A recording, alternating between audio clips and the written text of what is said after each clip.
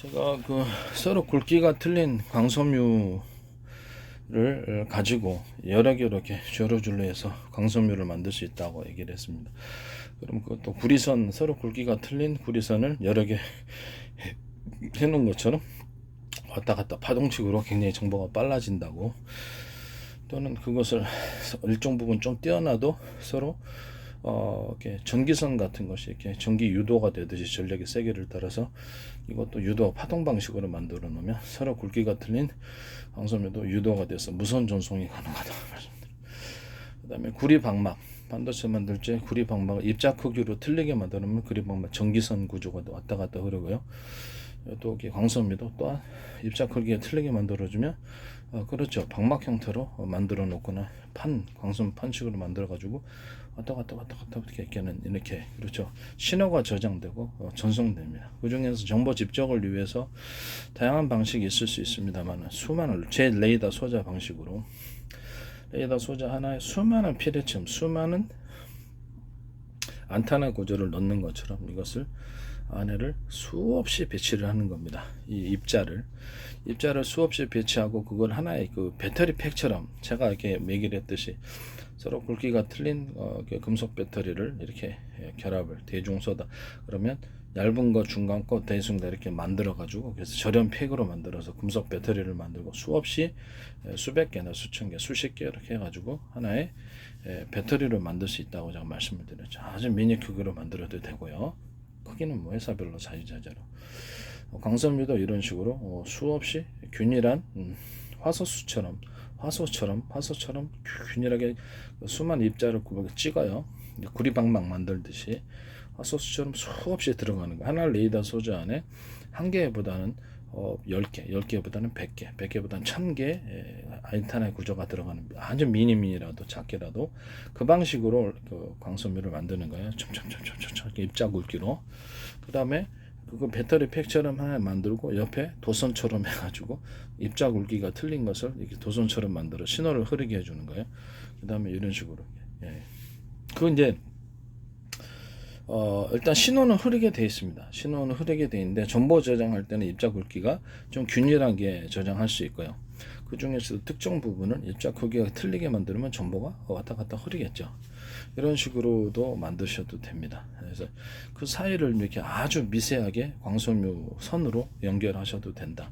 이 방식으로 이제 정보 저장이 가능한 그런 광섬유 판 구조가 되겠습니다. 반도체를 대신할 수 있는 차세대 정보 저장 방식이 될 것 같은데, 수없이 적층을 해도 발열 문제가 광섬유 판은 상대적으로 없기 때문에 괜찮습니다. 그래서 그 단위 면적당 또는 어떤 크기별로 해서 상당히 많은 정보를 저장할 수 있을 것으로 생각됩니다.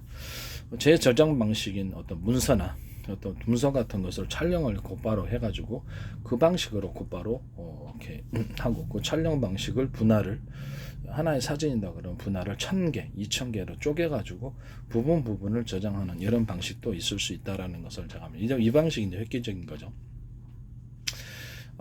이 부분은 제가 이렇게 레이더 소자 안에 수많은 페레친 구조, 수많은 안테나 구조를 만들어서 영상 촬영할 때 쓰는 방식이라고, 하나의 피사체가 있다 그러면 그 사진을 찍을 때 그 면적을 찍는다 그러면 그거를 수백 개, 수천 개, 수만 개로 쪼개는 거예요. 잘게. 그걸 하나하나의 파일로 만들어 주는 겁니다.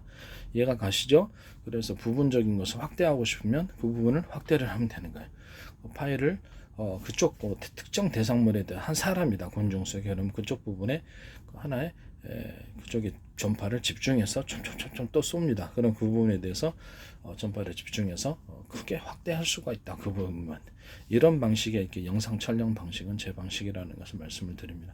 그것을 한 군데, 두 군데, 세 군데, 네 군데, 다섯 군데 전파를 팀별로 묶어 싸가지고 촘촘 전파를 몇 군데를 다섯 군데다 그럼 다섯 군데 싸가지고 동시에 확대를 할 수 있다. 보고 싶은 데를 볼 수 있다라는 거죠. 특정 대상을 전파를 보다 많이 숫자를 싸가지고 구체적으로 자세히 볼 수 있는 영상 촬영, 이 방식도 제 방식에 해당합니다. 그러면 이 부분을 우리가 촬영을 해가지고 파일로 하나의 사진이다 그랬을 때 1000개, 2000개 또는 10,000개 수준으로 잘게 쪼개가지고 정보를 저장하고 그 부분을 다시 이렇게 꺼낼 때도 이렇게 정보를 촬영하는 식으로 이렇게 꺼낼 수 있는 거잖아요. 인쇄하듯이 그런 거죠. 뭐 그런 식으로 저장을 하셔도 괜찮다 이겁니다. 다양한 저장 방식이 있을 수 있으나 촬영을 하시되 그대로 그냥 거기다 저장을 한다는 거죠. 그 방식의 가령 지금 현재 있는 이게 그 스마트폰이나 카메라에서 촬영을 해갖고 정보 저장하는 그런 방식이 있을 수 있습니다. 그런 방식도 하나 이렇게 파일 형태로 해가지고 통째로 이렇게 저장하는. 그다음에 사진이 아니라 동영상이었을 경우에도 이렇게 프레임으로 이렇게 나눠가지고 파일로서 저장하는 이런 방식도 있을 수 있다라는 것을 말씀을 드립니다. 저장은 좀 다양하게 할 수 있습니다만은.